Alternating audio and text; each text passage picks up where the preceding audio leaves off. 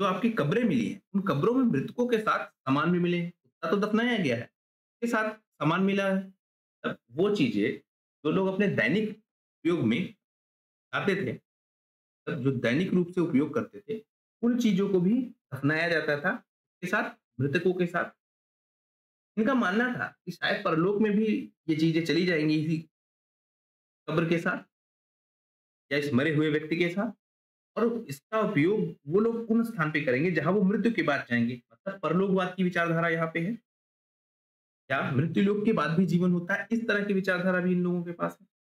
इस तरह से हम लोग देख पा रहे हैं कि मेहरगढ़ एक बहुत ही आधुनिक स्थल आपको दिखेगा, बहुत ही डेवलप्ड एरिया दिखेगा। कहाँ पे? नवपाषाण काल में, और इसीलिए यह स्थान इतना ज़्यादा महत्वपूर्ण हमारे लिए हो जाता है। और इतिहासकारों ने भी इसका खूब अध्ययन किया है, और जब आप परीक्षा में जाएँगे तो इससे संबंधित प्रश्न आपसे ज़्यादा से ज़्यादा पूछे जाएँगे।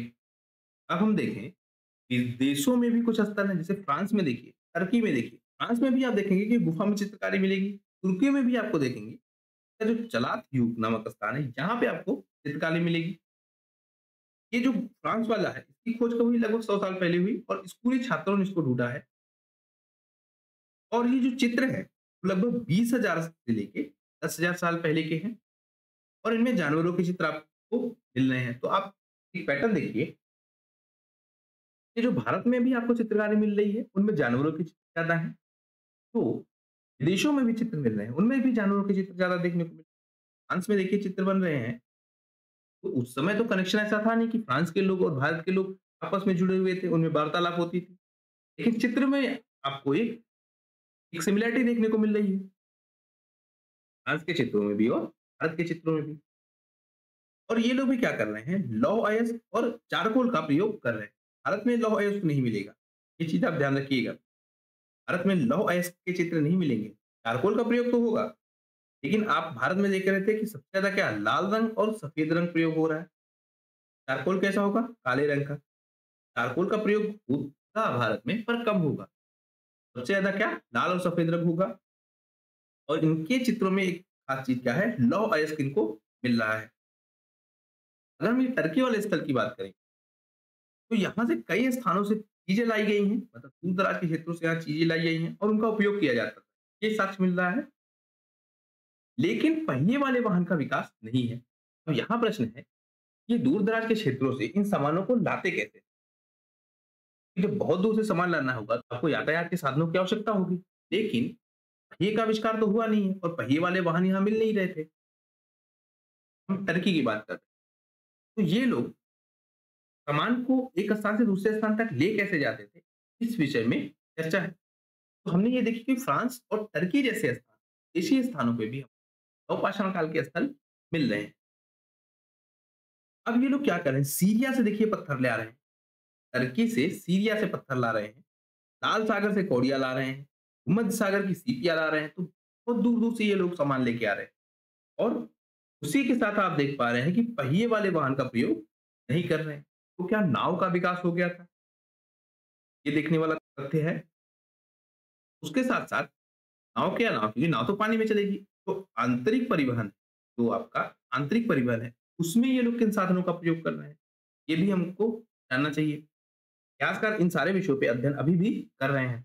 एक विचार है कि शायद ये लोग सामान अपना खुद लेके जा रहे हैं, या फिर जानवरों की पीठ पर लाद के ले जाते होंगे, लेकिन दूरी बहुत ज़्यादा है, तो इसमें थोड़ा संशय है। लेकिन क्योंकि हमको विकल्प और कोई नहीं मिल रहा है, तो एक विचारधारा ये मानी जा सकती है, या तो ये लोग अपना सामान खुद से लेके जाते हैं, या जानवरों की पीठ पर लाद के ले जा रहे हैं। अब देखिए, जो ये फ्रांस की चित्रकारी, फ्रांस की चित्रकारी में आप देखिए, ये जानवर है, ये इसके कान हैं, ये सींग है, तो किसी बैल जैसी आकृति आपको देखने को मिल रही है, या उसी वर्ग का कोई जानवर है। इसके साथ-साथ इस चित्र में आप देखिए, इसमें थोड़ा-सा ज़्यादा आपको साफ दिखेगा। तो ये चित्र आपको मिल रहा है। ये आपका चित्र है, ये आपका टर्की वाला चित्र है। ये आपका चित्र टर्की वाला चित्र है। यहाँ भी आपको जानवर मिल रहे हैं। 4 पैर देखिए आपको मिल रहे हैं। ये 4 पैरों वाला कोई जानवर है। ये कुछ जानवर आपको हिरण जैसा जानवर मिल रहा है।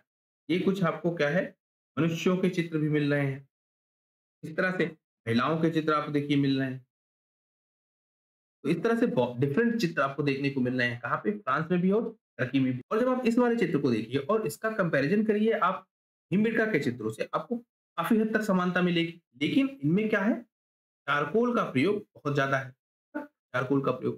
भीमबेटका में क्या था, लाल रंग का प्रयोग ज़्यादा है और सफ़ेद रंग का प्रयोग ज़्यादा है। तो ये सारे डिफरेंस हमको देखने को मिल रहे हैं। अगर हम देख लें, तो कुछ ऐसे स्थान हैं और कुछ ऐसी जगह है जहाँ से हमको पशुपालन और खाद्य उत्पादन दोनों एक साथ मिलते हैं। इसमें हम अगर देखें, जो पालतू पशु हैं और जो जंगली पशु हैं, उनमें कुछ अंतर होता है। हम ये कैसे मानते हैं कि कोई जानवर पालतू है या कोई जानवर जंगली है, तो उनमें हमको बहुत सारे अंतर देखने को मिलेंगे। जो जंगली उत्पाद है तथा कृषि उत्पाद है, इन उत्पादों में भी अंतर होगा। मतलब देखिए, मान लेते हैं अमरूद का पेड़ फॉर एग्जाम्पल, तो अमरूद का पेड़ जंगल में भी तो हो सकता है और जंगल में भी अमरूद पैदा होगा, वहाँ पे जंगल में। अब इसी अमरूद के पेड़ को क्या कर सकते हैं, अपने घर में आप लगा सकते हैं, तो घर में भी यही अमरूद पैदा होगा। अब जो ये पैदा अमरूद है जंगल वाला और जो ये पैदा अमरूद हुआ कौन सा, घर वाला, इन दोनों में आप अंतर कैसे करेंगे? क्योंकि अगर आप ये अंतर कर पाएंगे, तभी आप कहेंगे कि इनको बागवानी के तहत लगाया गया है। बागवानी व्यवस्था के तहत लगाया गया है, मतलब एक एग्रीकल्चर के रूप में इनको लगाया गया है, या ये खुद से पैदा हुए जंगलों में। तो दरअसल इनमें क्या होता है, जो इनके बीज होते हैं, जो इनके बीज होंगे उनमें अंतर मिलेगा। उसी के आधार पे ये अनुमान लगाया जाता है कि ये जंगली हैं या इनको उगाया गया है। क्यों? क्योंकि जब आप मान लीजिए इस क्षेत्र में आप अमरूद लगाएँगे, अमरूद के आप 10 पेड़ लगाएँगे, तो इन 10 में क्या होगी? एक रूपता आपको देखने को मिलेगी। वहीं अगर ये जंगल में उगेंगे, अगर ये जंगल में उगेंगे, 10 अमरूद के पेड़ हैं, तो इनमें क्या होगा? अंतर बहुत देखने को, तो इनके बीजों में आपको अंतर मिलेगा।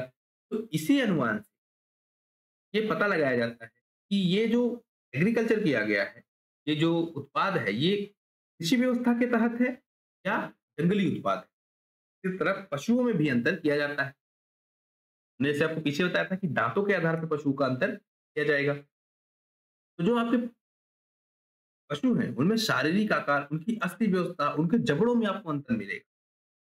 मादा पशु आपको अधिक मिलेंगे, वहाँ पे पशुपालन किया जाएगा और नर पशु आपको कम मिलेंगे। जबकि जंगल में अगर ये होगा, तो ये क्या होगा? बराबर होगा। तो जंगल में मेल और फीमेल बराबर होंगे। लेकिन जब इनको पाला जाएगा, तो उनमें क्या होगा? मादा पशु फीमेल्स ज़्यादा होंगी और मेल कम होंगे। तो इससे हम अंदाजा लगाते हैं कि पशुपालन किया गया है या ये जंगली व्यवस्था के पशु हैं। वहीं अगर हम देखेंगे, तो जंगल के स्थान पर कृषि के रूप में जब उगाया जाता है, तो उनमें आकृति मूलक परिवर्तन होता है। इसमें अब ये देखिए, जैसे मैंने आपसे बात की थी पिछली वीडियो में, अब ये देखिए ये क्या है कि एक जंगली पशु है। अब इस कपाल को आप ध्यान से देखिए। इस कपाल को देख के आपको क्या समझने को मिलेगा कि एक तो ये जंगली होगा, प्लस ये शिकारी है, साथ ये मांसाहारी है। अब इस आकृति को देख के आपको ये अंदाजा कैसे लगेगा? एक तो देखिए इसका कपाल क्या होगा, इसका कपाल आप देखेंगे, वो कपाल क्या हो रहा है? लंबा कपाल है। कपाल की आप साइज़ देखिए, लंबा होगा। दूसरा आप इन दाँतों को देखिए, ये दाँत, उसके अलावा भी जो बने हुए दाँत हैं, वो कहीं न कहीं नुकीले दाँत आपको देखने को मिलेंगे। आगे के 2 दाँत आप देखिए बड़े-बड़े मिल रहे हैं, और बाकी जो बने दाँत भी हैं, वो क्या हैं? नुकीले दाँत हैं। अब ये नुकीले दाँत क्यों हैं? क्योंकि इनको आवश्यकता है ऐसे ही आकृति, दाँतों की ऐसे ही आकृति की आवश्यकता है। क्यों? इनको शिकार करना है। इनको क्या करना है? शिकार करना है। तो जब शिकार करना है तो क्या है? चीर-फाड़ करनी पड़ेगी इनको। तो चीर-फाड़ में क्या होगा? नुकीले दाँतों की आवश्यकता होगी, है ना? अब जब इन्हीं पशुओं को पाला जाएगा, तो उनको चीर-फाड़ करने की आवश्यकता तो होगी नहीं, क्योंकि उनको भोजन दिया जाएगा। भी डिबेट है कि मांसाहारी पशुओं को कैसा पाला जाएगा। देखिए ऐसे बहुत सारे पशु हैं जो मांसाहारी भी होते हैं, लेकिन उनको पाला भी जाता है और वो शाकाहारी भी होते हैं। जैसे एक एग्ज़ाम्पल लीजिए आप कुत्ते का। जो जंगली कुत्ते आपको मिलेंगे, उनके दाँतों में और जो पालतू कुत्ते मिलेंगे, उनके दाँतों में ये परिवर्तन बिल्कुल स्पष्ट रूप से आपको देखने को मिलेगा। जंगली कुत्तों में हमेशा उनके दाँत ज़्यादा नुकीले होंगे, ज़्यादा बड़े दाँत। पालतू कुत्ता होगा, उसके दाँत क्या होंगे, वो कम नुकीले होंगे और उसके साथ-साथ छोटे दाँत होंगे। तो इस व्यवस्था से हम अंदाज़ा लगा पाते हैं कि वो एक पालतू पशु है या एक जंगली पशु है। ठीक है? तो इस वाले वीडियो में हमने नवपाषाण काल के विषय में काफ़ी कुछ जान लिया है। नवपाषाण काल के कुछ प्रमुख स्थलों को भी हमने देख लिया है। मुझे लगता है कि नवपाषाण काल पे एक वीडियो की आवश्यकता और है, जिससे हम अन्य स्थानों को, उनकी सामाजिक व्यवस्था को भी जान सकें। तो जुड़े रहिए आप लोग इस वीडियो के साथ और इस वीडियो को ज़्यादा से ज़्यादा लोगों तक शेयर कीजिए। आपका धन्यवाद।